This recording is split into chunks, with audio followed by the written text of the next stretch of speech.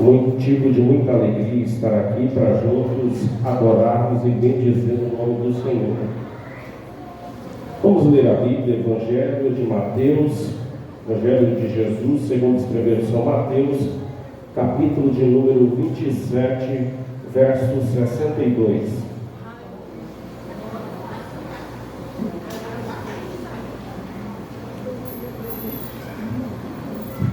Glória a Deus.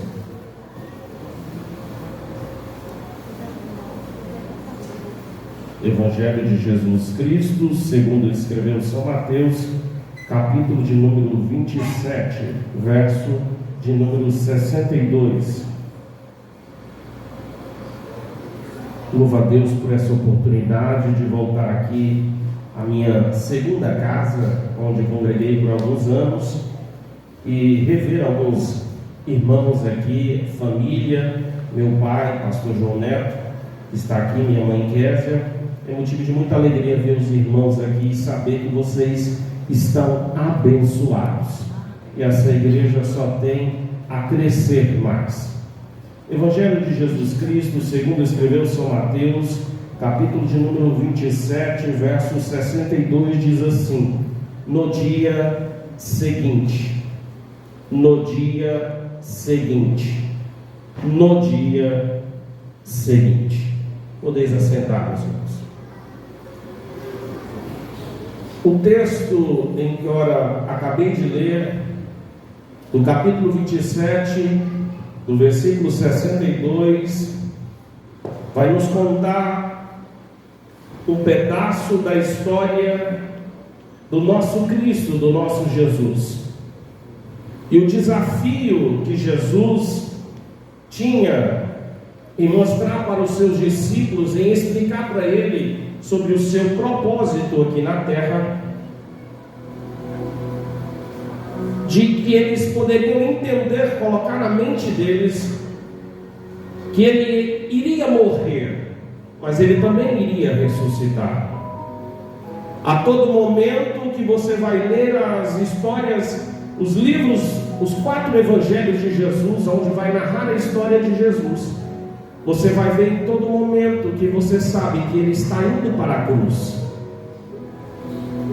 Em todo momento as pessoas, Satanás mesmo tenta tirar Jesus da cruz, fazendo aquela tentação no deserto. Mas Jesus sabia que ele deveria ir para a cruz. Em todo o tempo ele sabia que ele tinha que chegar na cruz. Aí quando ele chega na cruz, ele pensa em mim e pensa em você. Pelo sacrifício ali, ele está nos mostrando que o valor do amor de Jesus pela minha e pela sua vida. Jesus, no capítulo 8 de Marcos, começa a explicar para os discípulos, conversar com eles.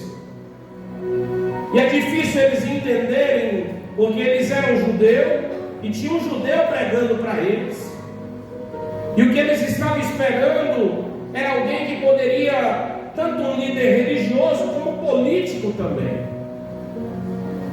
e arrancar aquele povo do império, do domínio que Roma tinha sobre eles. E aí Jesus, no capítulo 8 de Marcos, vai dizer para os discípulos, começa dizendo, perguntando para eles: o que as pessoas estão dizendo quem eu sou? Eles começam a dizer, um diz que você é Elias, outros dizem que você é o João que batiza. E aí Jesus agora muda a direção da pergunta e repete a mesma pergunta, dizendo: e vocês?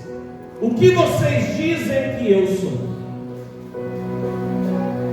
Aí Pedro, com aquela toda astúcia que Pedro tinha, ele disse: tu és o Filho do Deus vivo.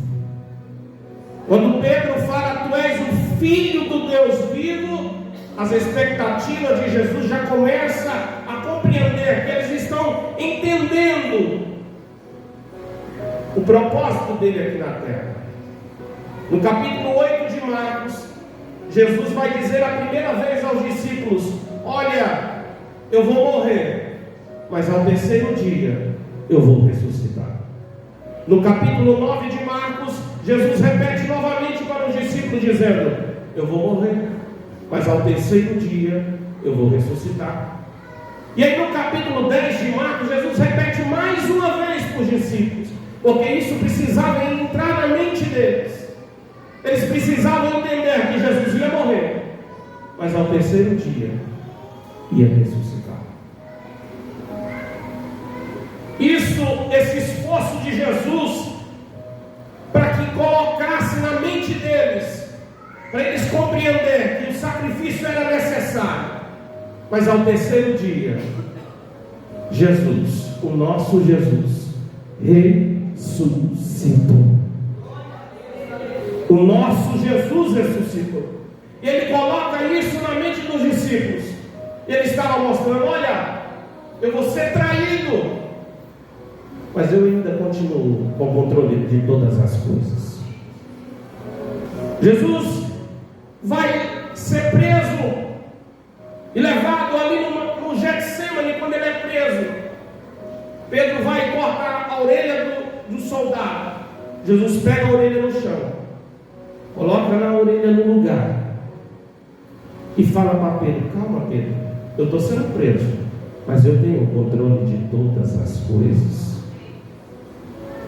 Agora ele é levado a Anás e Caifás e monta um tribunal à noite, que era proibido fazer à noite, às escuras. Mas como eles queriam condenar Jesus, eles corrompem testemunhas, dizendo que ele outrora havia blasfemado. Mas ele mesmo preso ali, sendo condenado ali, ele ainda tem o controle de todas as coisas. Ele é levado agora a Pilatos. Pilatos percebe que está vendo orquestrando uma conspiração contra ele, e fala: Jesus, fala alguma coisa, diz alguma coisa, responde. Mas Isaías 53, que a gente costuma ler aqui na Santa Ceia, diz que ele, como ovelha muda, sendo levado a matadouro. Jesus está em silêncio, mas ele está com controle de todas as coisas. Agora ele é levado ao Gólgota, é crucificado. Ele diz lá que tem sede, ali está o lado humano ainda. Ele mesmo sendo assassinado, ele estava mostrando que estava no controle de todas as coisas. Aí você entende que Jesus coloca na mente dos discípulos: olha, eu vou morrer, mas ao terceiro dia eu vou ressuscitar. Ele fala 3 vezes. E aí o versículo que nós lemos: e no dia seguinte, que é o dia da preparação, reuniram os principais sacerdotes e fariseus e foram até Pilatos e argumentaram, dizendo: Senhor, recordando-nos de que aquele enganador, Jesus, enquanto vivia, prometeu, passando 3 dias, ressuscitaria. Observe bem que essa reunião não é orquestrada por Pedro, nem Tiago e nem João. Os homens que fomentaram a perseguição, que na hora de gritar aquele grito que você assiste: solte Barrabás, crucifique Jesus, eles que fomentaram essa, no dia seguinte o texto vai dizer que eles acordaram cedo, eles não respeitaram o sábado, o Shabat, eles não respeitaram as tradições, eles acordaram e disseram: olha, lembramos-nos que aquele enganador Jesus, ele disse que iria ressuscitar ao terceiro dia. Espera aí, quer dizer que Pedro esqueceu? Quer dizer que João esqueceu? Quer dizer que Pedro, Tiago e João esquecem de Jesus? Mas aqueles a qual estava fomentando a morte de cruz, a morte de nosso Jesus, eles lembraram da promessa. Você observa como que o inimigo está mais preparado. Você observa que Jesus mesmo dizendo 3 vezes aos discípulos, eles não lembram, eles não se recordam da palavra.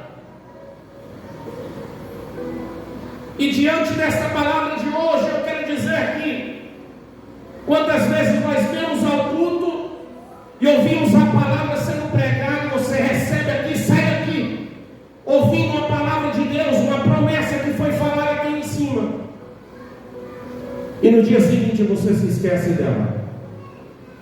E a pergunta que eu tenho para você nessa noite: o que você tem feito com o que Jesus tem falado contigo?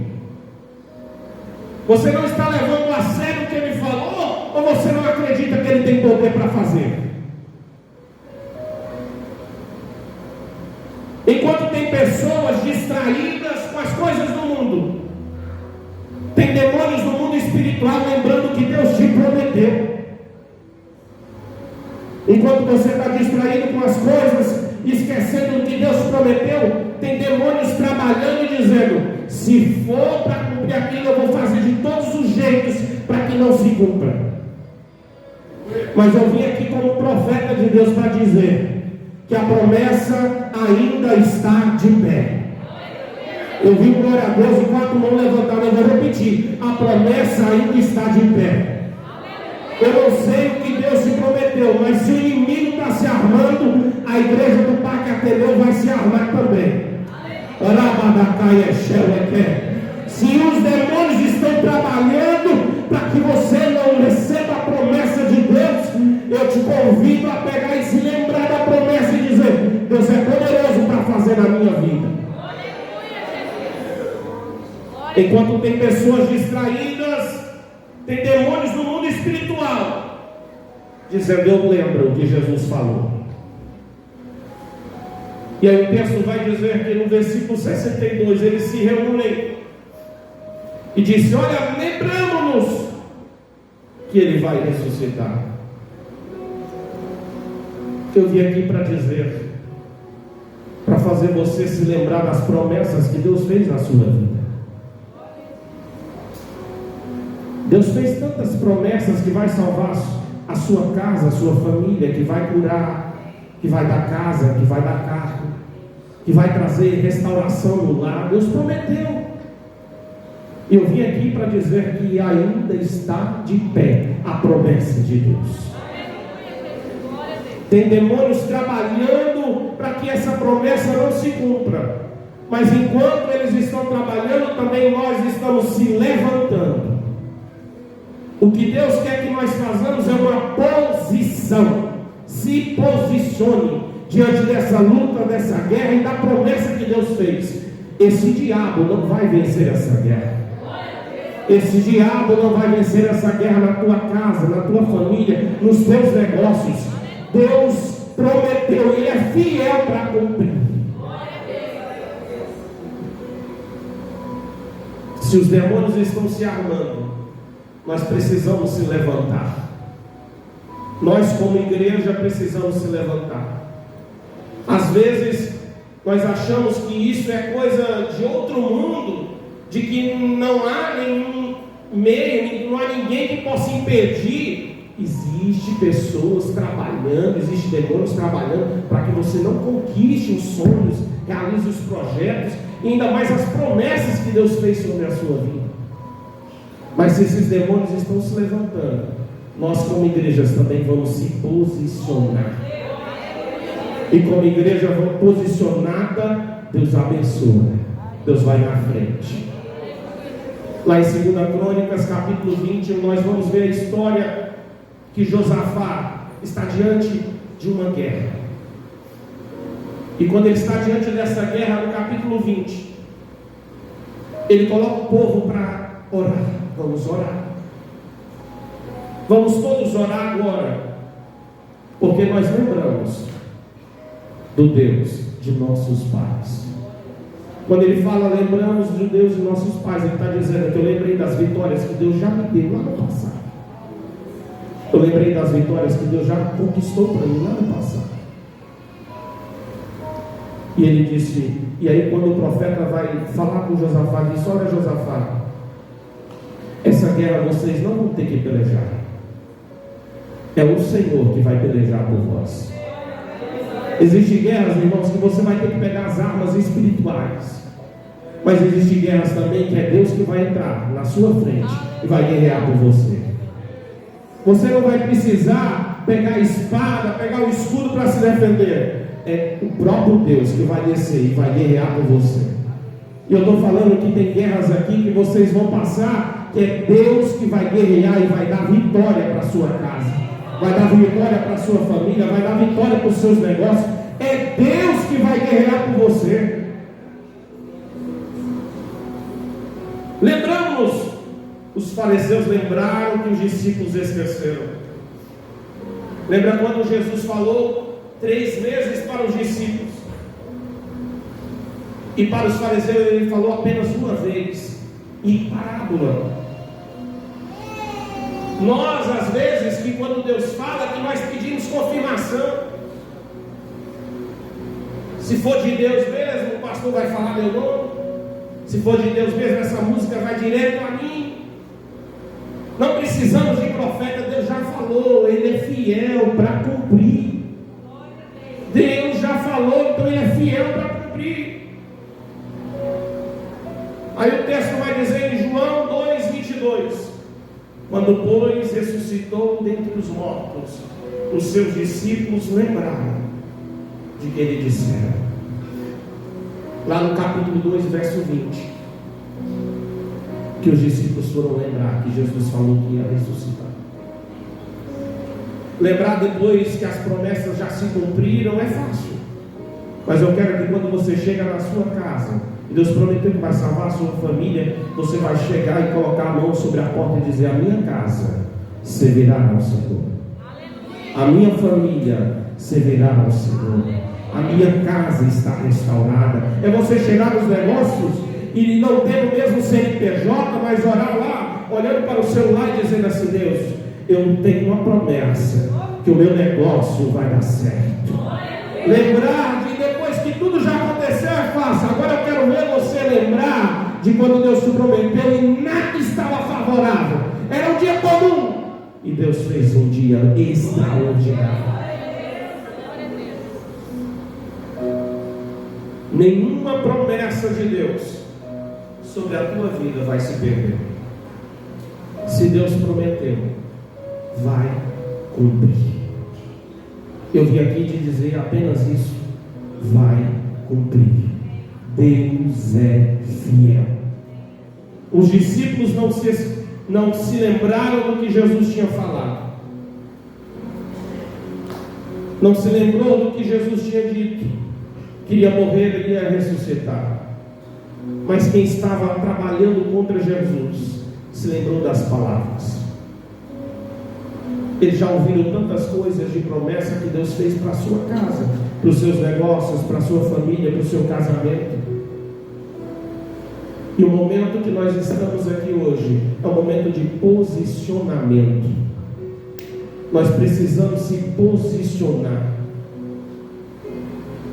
em determinadas áreas da sua vida e da minha vida. Nós precisamos tomar uma posição, porque nós já temos a promessa e nós já sabemos que Ele é fiel para cumprir.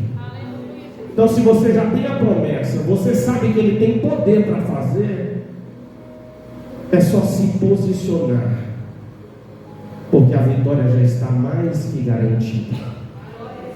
Vamos ficar de pé, meus irmãos. Bendito, diante da Tua palavra estamos aqui, Senhor Jesus, reafirmando que o Senhor é fiel para cumprir, Deus. Quantas promessas recebemos, ó Deus, e alguma distração nos tirou do foco, nos posicionou em caminhos errados, mas hoje nós estamos aqui, Senhor Deus, tomando essa injeção de ânimo e lembrando, Senhor Deus, que a promessa ainda está de pé. O milagre daquela casa vai acontecer. A cura que ela está precisando vai acontecer. A restauração dos filhos vai acontecer. A restauração do casamento vai acontecer. Porque o Senhor é fiel para cumprir. O Senhor é fiel O que prometeu é fiel. E é por isso que nós já declaramos, ó Deus, as bênçãos sem medida sobre a vida dos teus servos, ó Deus. Nós estamos aqui, Senhor, saindo daqui, Senhor Jesus, felizes e alegres, porque já sabemos que a promessa ainda está de pé.